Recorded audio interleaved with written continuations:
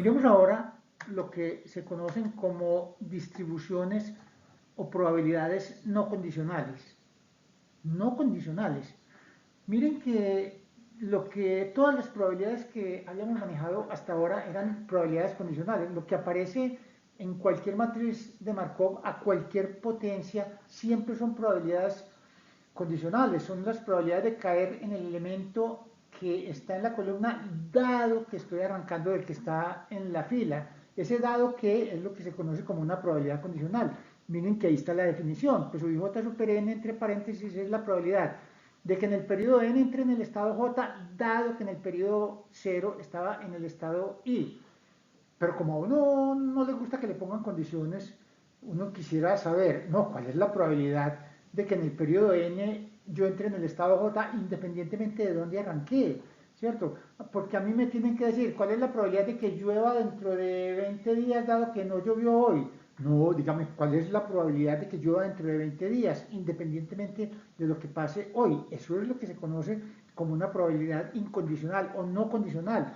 La probabilidad de que x n igual j sin el dado que, ¿cierto? Miren que ahí no aparece el dado que.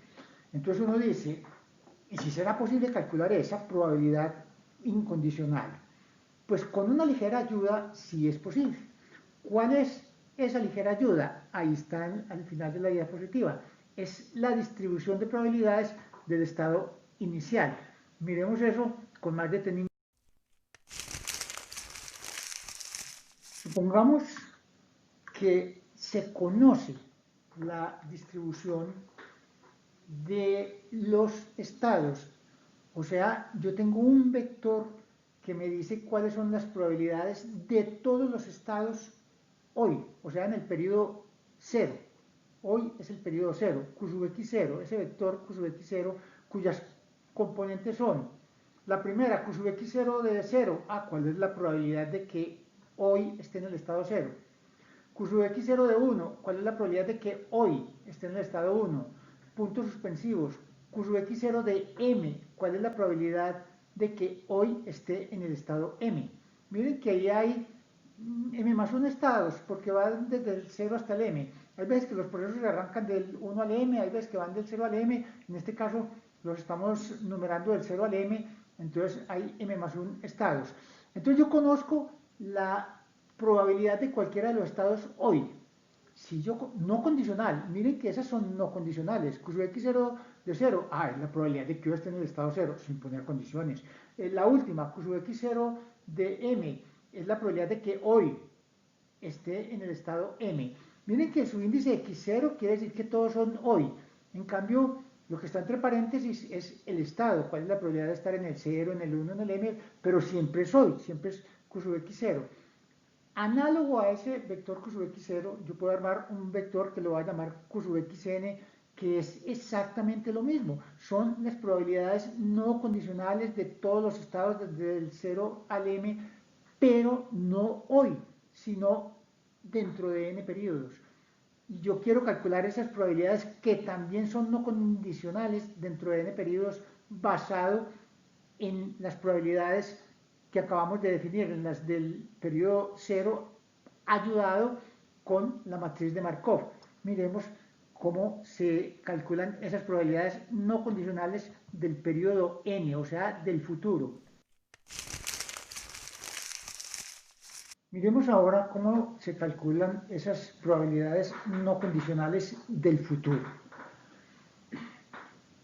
Este teorema o esta demostración no es más que una aplicación de lo que se conoce como el teorema de la probabilidad total.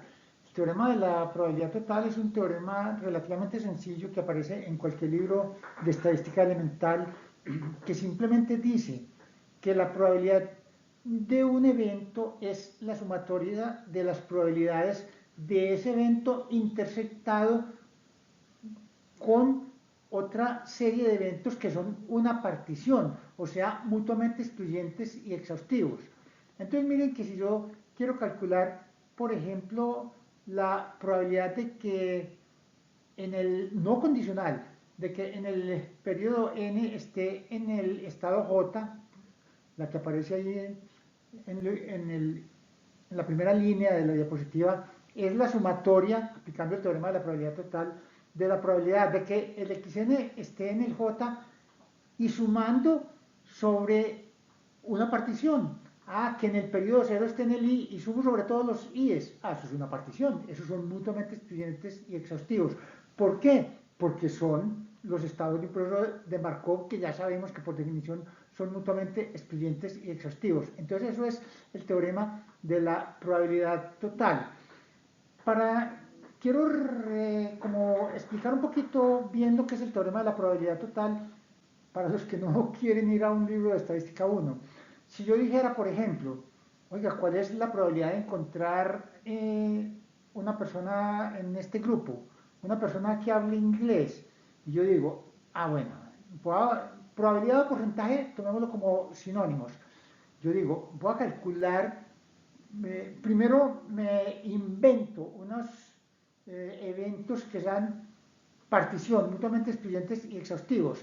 Vamos a suponer que esos eventos son ser hombre y ser mujer, ¿cierto? Usted tiene que ser hombre o mujer y no puede ser los dos a la vez. Entonces, yo llego y digo, levanten la mano los que hablan inglés y son hombres. El 3%. Ahora levanten la mano los que hablan inglés y son mujeres, el 4%. Eso quiere decir que si yo sumo esas dos cosas, el 7% de las personas de este grupo o de esta clase hablan inglés. Eso es el teorema de la probabilidad total. Entonces apliquémoslo ahora sí, como aparece en esa primera línea, ya no con ser hombre o mujer, sino con una participación, con una partición distinta, la de ser los estados de un proceso de Markov.